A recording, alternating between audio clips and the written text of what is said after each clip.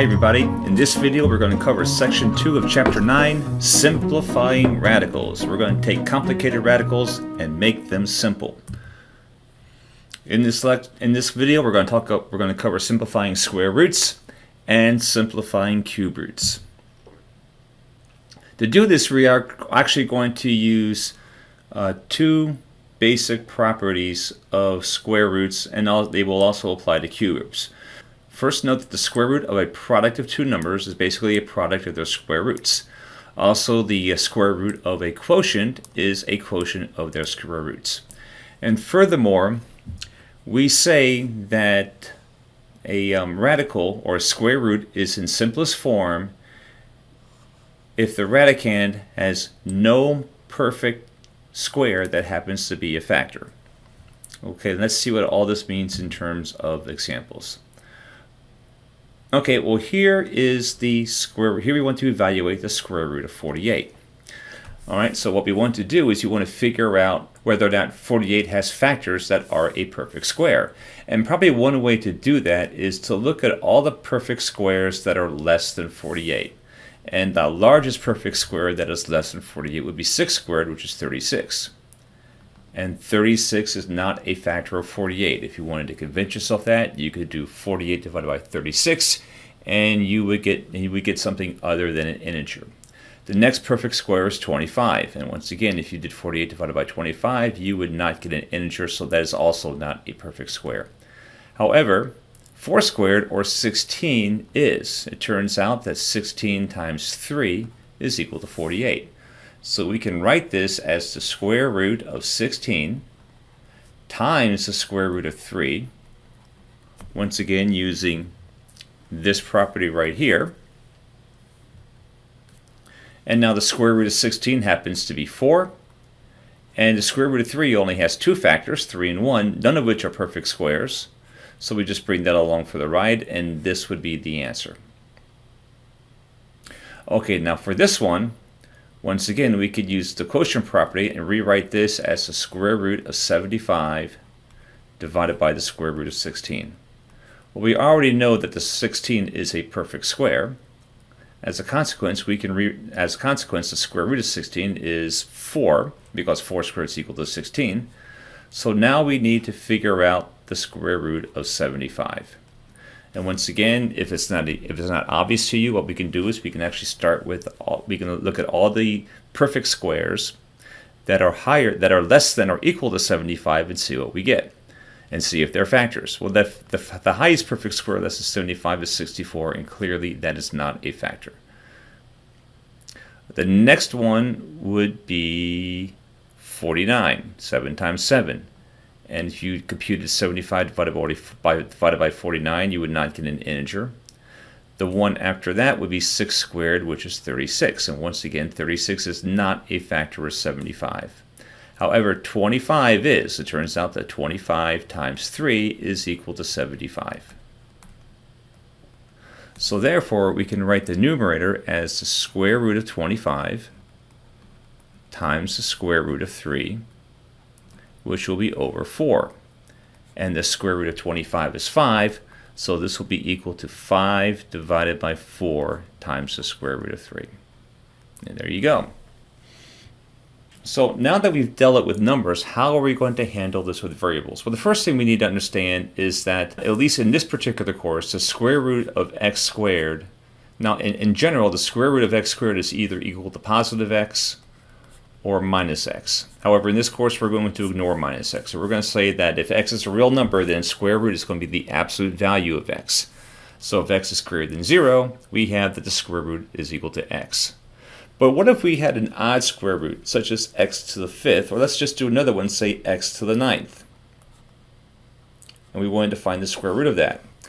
Well, we can't find the square root of x to the 9th, but we can actually factor out 1x, and then we will have the square root of x to the 8th, which is a multiple of 2 times the square root of x. And obviously x to the 8th times x is x to the 9th. Now the square root of x to the 8th is going to be x to the 8 divided by 2. And of course we'll still have the square root of x, which will be x to the 4th. So this will become x to the 4th times the square root of x. Just like here, the square root of x to the fourth is x squared, 4 divided by 2. The square root of x to the eighth is 4x to the fourth, basically 8 divided by 2. And let's see how this works in some actual problems. Okay, well the first one is pretty straightforward. Here we can rewrite this as the square root of 81, and 81 is a perfect square, and the square root of x to the fourth. Okay, well the square root of 81 is 9. The square root of x to the fourth is x to the 4 divided by 2, or x squared. And that would be our answer. What about the next one? Well, this we can write as the square root of 64 times the square root of x to the fifth times the square root of y. Now 64 is a perfect square. It's 8 times 8, so the square root of 64 is 8. The x to the fifth we can write as the square root of x to the fourth times the square root of x. And of course, we really can't do anything with the square root of y. Okay? Now, the square root of x to the fourth is going to be x to the 4 divided by 2 power, or x squared. And since these are less than 2, there's really nothing that we can do. We can combine them, though, and write them as the square root of x times y. And then finally, we have this quotient, 9 times a to the 13th divided by b to the 4th. And once again, we can write this as the square root of 9 times a to the 13th divided by the square root of b to the 4th. We can take this one step further and write this as the square root of 9 times the square root of a to the 13 divided by the square root of b to the 4. Well, 9 is a perfect square. That is 3 squared. So the square root of 9 is 3. The square root of b to the 4th is b to the 4 divided by 2 power, or b squared. And we can rewrite the square root of a to the 13th as a to the 12th, the square root of a to the 12th times the square root of a. The square root of a to the 12th will be a to the 12 divided by 2, or a to the 6th power. That will give me 3a to the 6th divided by b squared times the square root of a. And there you go. This would be our answer. Well, it turns out that cube roots work the exact same way as a square root does. First of all, we can actually divide them out just like this. We can also divide out the quotients just like this. And then once again, a cube root is in its simplest form when the radicand has no perfect cube as a factor. Now when we have variables such as x to the 7th, we want to rewrite them so that it's going to be a product of the largest possible multiple of 3 that is less than 7, which in this case would be x to the 6, times whatever is left over, which in this case would be times x. All right. Now, if we took the cubed root of this, we would have the cubed root of x to the 6 would be x to the 6 divided by 3, which would be x squared, and then times the cubed root of x. All right. What if we had something like x to the 8th? Well, once again, we could factor that into the largest multiple of 3 that is less than 8, which once again would be x to the 6 times x squared. When we took the cubed root of that, or let me just do it here, we would have the cubed root of x to the 6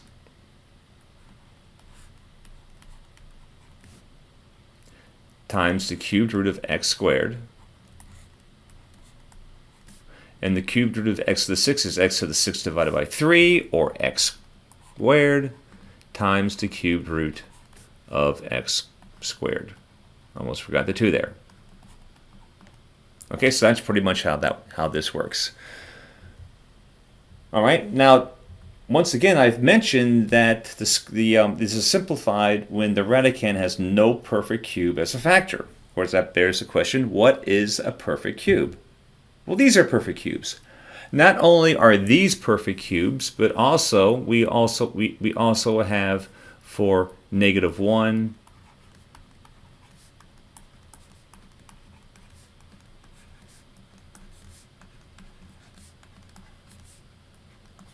We also have these perfect cubes: -1, -8, -27, -64, -125, -216, -343, -512, -729, and -1000. Okay, so we can actually use these one to help find perfect cubes that are factors, and also to find out what their cube root actually is. Okay, so here we have the first one. The first one is 54, is the cube root of 54 times x to the 6. Now we can rewrite this as the cubed root of 54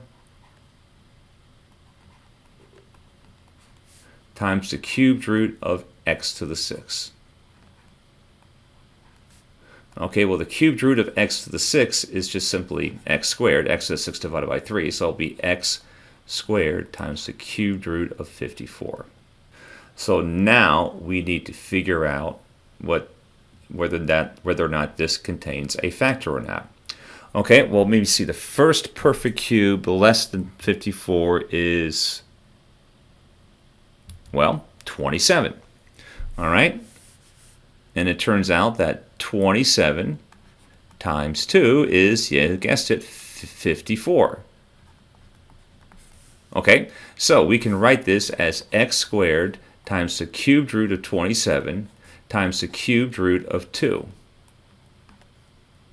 Now the cubed root of 27 is 3, so that's going to give us 3x squared times the cubed root of 2, and that would be the answer. Now here we have the cubed root of -40 times x to the 4th times y to the 15th. I can write this again as the cubed root of -40 times the cubed root of x to the 4th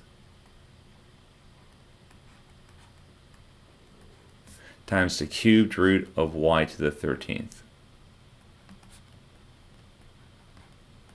I can once again write this as the cubed root of -40. I don't want to deal with that just yet. But the variables I want to deal with, I can rewrite the x to the 4th as the cubed root of x cubed times the cubed root of x. And then I can write y to the 13th as the cubed root of y to the 12th times the cubed root of y. And then I will have basically x cubed, the cubed root of x cubed is x. The cubed root of y to the 12th is going to be y to the 4th, y to the 12th divided by 3. I still have my cubed root of -40, and I have my cubed root of x and my cubed root of y, which I can actually write together. The cubed root of xy, and there's a cube here. Okay, so now I can deal with my -40. Notice that and let's once again look at perfect squares that are less than or equal to 40. Perfect cubes that are less than or equal to 40. And the first one would be -27. -3 times -3 times -3 is -27. And -27 would not be a factor of -40. Okay, the next one would be -2 cubed, or which would be -8. -2 times -2 times -2 is -8. And of course, -8 times 5 is equal to 40. So I could write this as x y to the 4th, the cubed root of -8 times the cubed root of +5 times the cubed root of xy.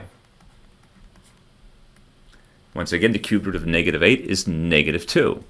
So then that will give me -2 x y to the 4th times the cubed root, and I can actually put these together, and that will be 5xy.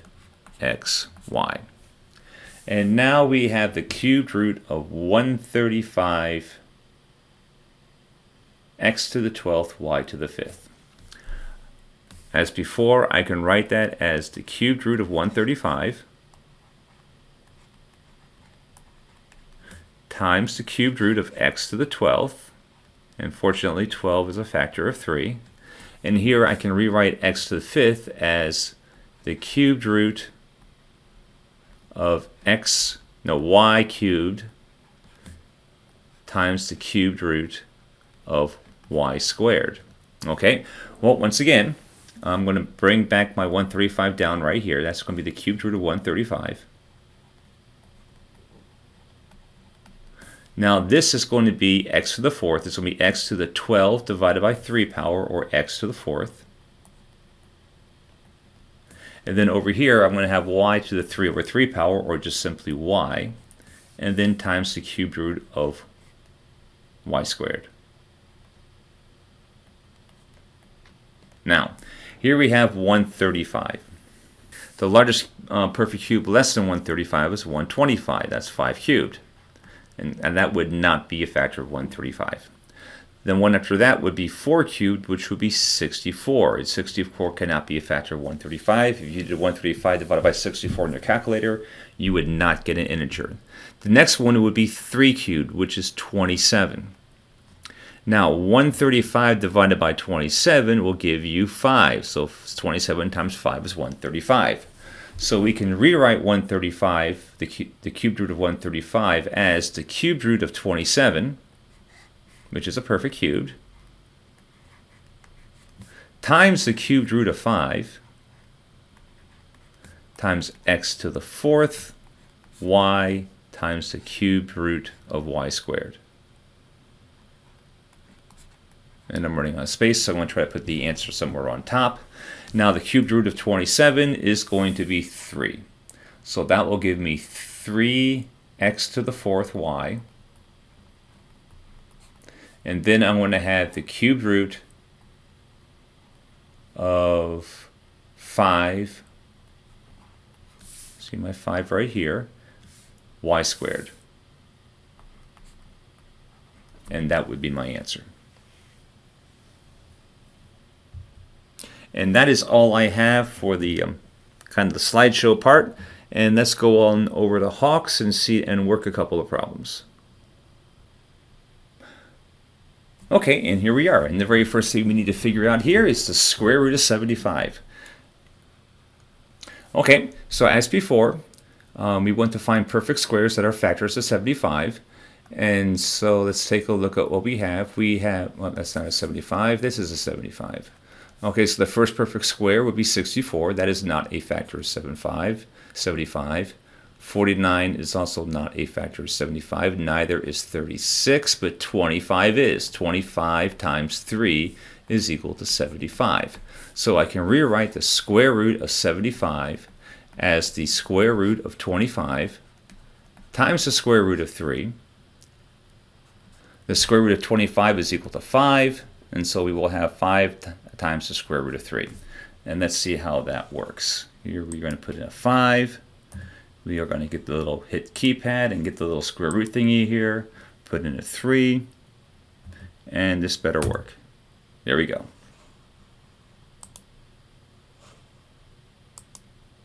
Now here we have the cubed root of 128. So we want to find all, we want to see if there is a perfect cube that is a factor of 128. So we want to start off with the largest perfect cube that's less than 128, which is 125. Basically 5 times 5 times 5. And that obviously is not a factor of 128. The next one would be 4 times 4 times 4, or 64. And 64 times 2, you guessed it, that's 128. So we can rewrite this as the cubed root of 64 times the cubed root of 2. And that will be, the cubed root of 64 is 4, so that would be 4 times the cubed root of 2. And the way we would enter that in is we would put a 4 here, open up our magical little keypad here, we will use this symbol right here, and then we'll put a 3 where it's where the cursor is. It will then put a 2 where the cursor now is, and if we hit enter, we should get the correct result. Okay, now we have the square root of 12 times x to the 8th. So let's go ahead and take a look at this one. Once again, we can write this as the square root of 12 times the square root of x to the 8th. The square root of x to the 8th is going to be x to the 8 divided by 2, or x to the 4th, but we still need to figure out still need to figure out the square root of 12. So we want to find perfect squares that are less than 12 and see if 12 is a factor of them. Well, the first perfect square that's less than 12 is 9, and 9 is not a factor of 12. The next one is, well, 4, and 4 is indeed a factor of 12. 4 times 3 is 12. So we can write this as the square root of 4 times the square root of 3 times x to the 4th. And the square root of 4 is 2. So we'll have 2 times x to the 4th times the square root of 3. And notice how we always have the radical at the very end here. And let's see if this works. So we can do 2x caret for power 4. And unfortunately, there's no quick keyboard shortcut for the square thing, so we can just go ahead and click here, get the square root button, put in 3, and that should be it. Okay, here we have the cubed root of 32y to the 6. Once again, we can write that as the product of cube roots. That will be the cubed root of 32 times cubed times the cubed root of y to the 6. Now, since this is a factor of 3, the cubed root of y to the 6 is going to be y to the 6 divided by 3, or just y squared. And then we're left with the cubed root of 32. Now we want to find perfect squares of 32, or perfect squares, perfect cubes that are less than 32, and see if 32 is a factor of them. The first one is 27, and clearly that's 3 cubed. And clearly 27 is not a factor of 32. The next one would be 2 cubed, which is 8. And it turns out that 8 times 4 is 32. So 2 cubed, or 8, is a factor of 32. And we can write this as the cubed root, I forgot the cube here, cubed root of 8 times the cubed root of 4 times y squared. Once again, the cubed root of 8 is 2, so I can write this as 2y squared times the cubed root of 4.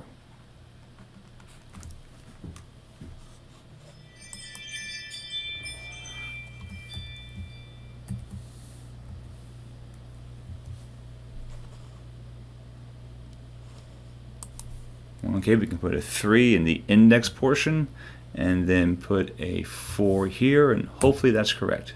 And indeed it is. Lucky me. Okay, let's see what else we have here. Okay, I think we will end with this one. Here we have the cubed root of 16 x to the 6 times y to the 4th. So once again, I can write this as the cubed root of 16 times the cubed root of x to the 6 times the cubed root of y to the 4th. Now, the cubed root of x, since 6 is a multiple of 3, I can write the cubed root of x to the 6 as x to the 6th divided by 3, which would be x squared. I can factor the y to the 4th into two terms, where one is the largest multiple of 3, the largest multiple of 3 less than 4, which is basically just y cubed, my apologies, times my additional y. There it is. Then over here I have the cubed root of 16. Okay, once again, the cubed root of y to the 3 is y. So here I'm going to have x squared y, and that just leaves me with the cubed root of y. And the 16, I can the